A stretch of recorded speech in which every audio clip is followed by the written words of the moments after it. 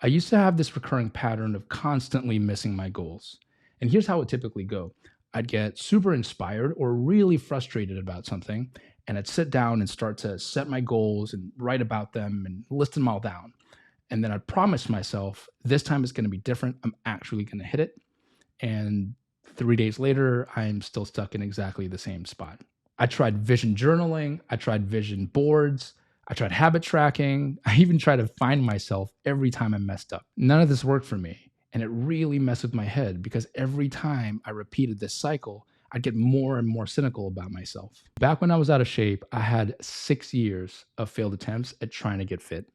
I thought it was because I was lazy, undisciplined, I just didn't have enough willpower. I thought something was wrong with me.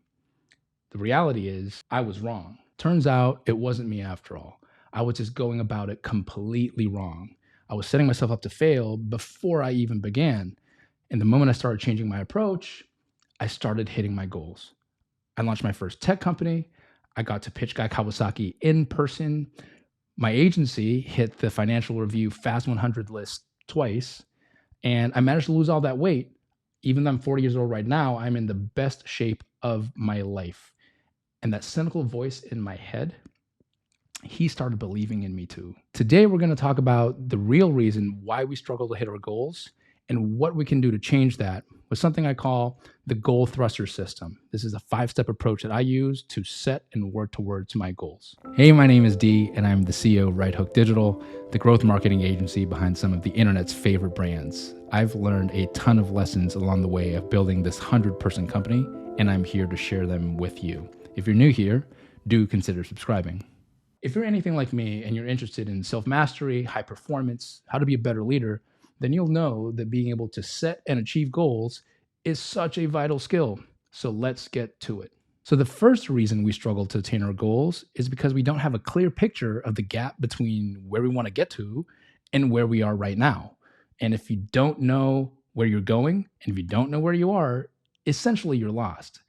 And because of that, there's no compelling thing to run towards or to run away from. There's no gravitational pull in either direction. So, of course, we're just going to stay stuck. So the first thing you want to do is create a clear gap. And there are a few steps here. Number one, get crystal clear about the destination, where you want to get to. You want to teleport yourself to that future and see and hear and feel what it's like to be there in that state already. And you want to write all that stuff down.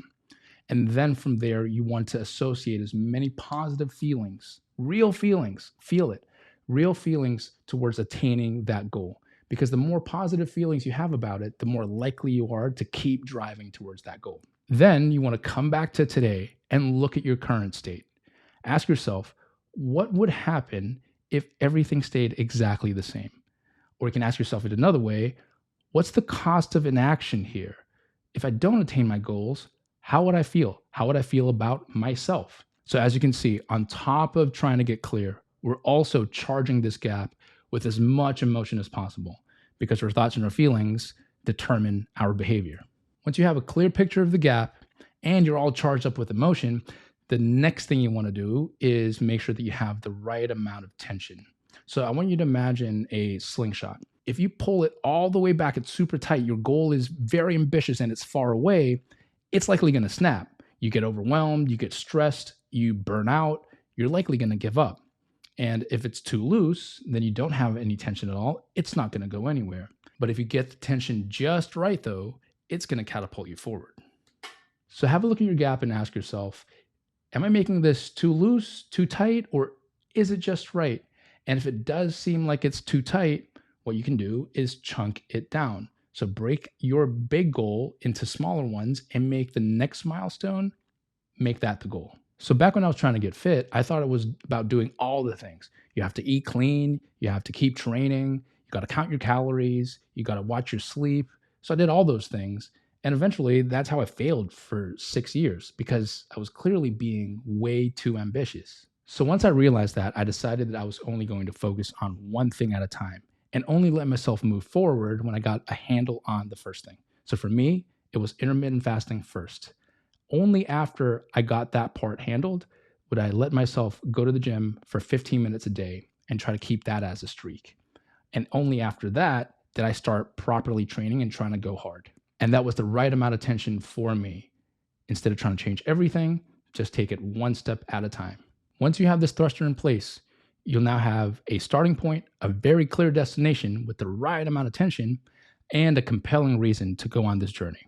Which brings me to the second thruster, mapping that journey. See, another reason why I struggled to hit my goals was because I just didn't take the time to come up with a plan and what to do when things did not go to plan.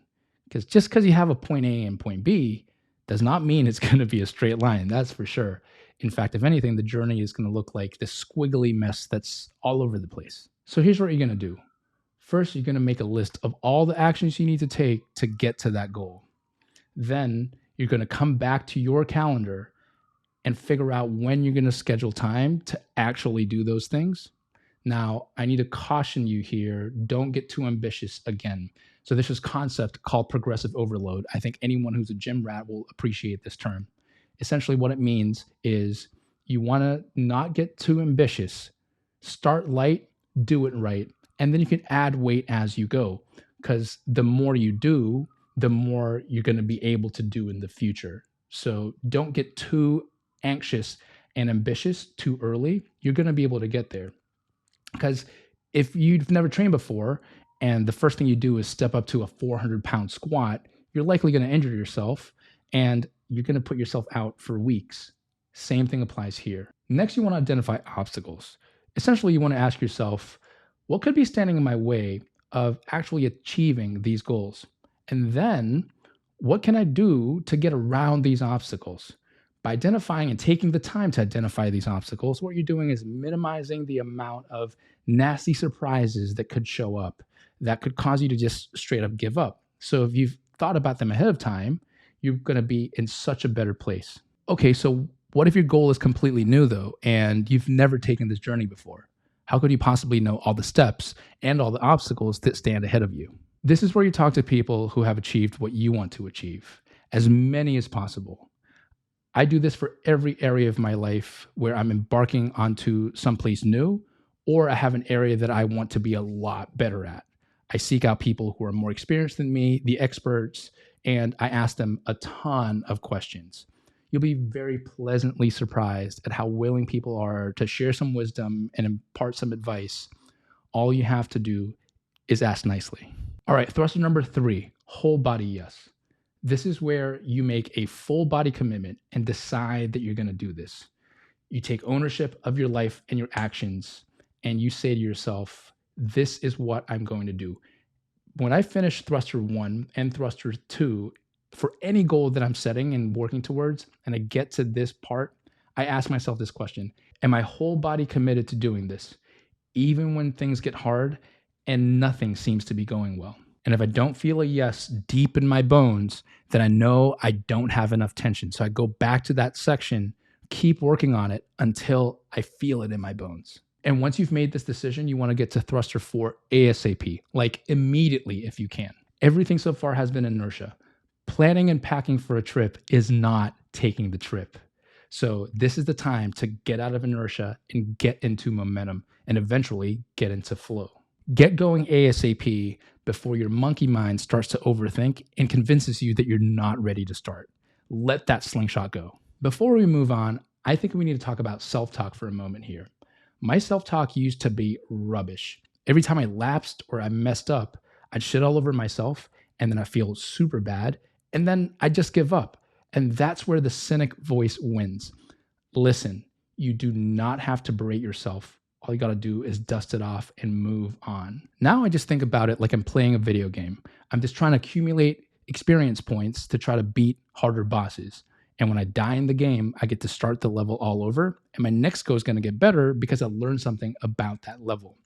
But if I stop playing the game, that's when my character dies for real. And this is how I make challenging stuff feel enjoyable and energizing. It just stops feeling like a grind because I know how to gamify the experience. I fall in love with the process. Speaking about process, let's move on to thruster number 5, tracking your progress. If you're serious about hitting your goals, you need to know if you're any closer or further away from your destination. Now, imagine if you're in a taxi and you need to get to the airport to make a flight and you're cutting it pretty close. So you ask the taxi driver, hey, how much longer before we get to the airport?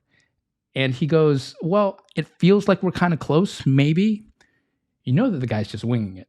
And when it comes to hitting your goals, you don't want to wing it. Track your progress because when you start measuring it, a few cool things happen. First, you gain a feedback loop. You get to see which actions are getting you the results that you want. Next, you get to focus your energy on those specific things rather than wasting your time and energy just winging it with this touch and feel approach. And finally, you get more drive. When you're starting to see those results happen and actually feel them, it starts to feel good and you just want to keep going. To track my fitness and my training, I use the Strong app on my phone. They're not a sponsor and I'm not affiliated with them whatsoever, but if you're curious about it, I'll make sure I leave a link in the description. And for my work and my personal development, I track that using my own system in Notion that I call Daily Flow. If you're tired of missing your goals, I created this Notion worksheet so that you can build your own goal thrusters. It includes the same questions that I ask myself before setting any goals. And you've got the link of it in the description down below. And in the meantime, if you made it this far, do subscribe to the channel if you want more stuff like this. Thanks for watching. Let's go get it.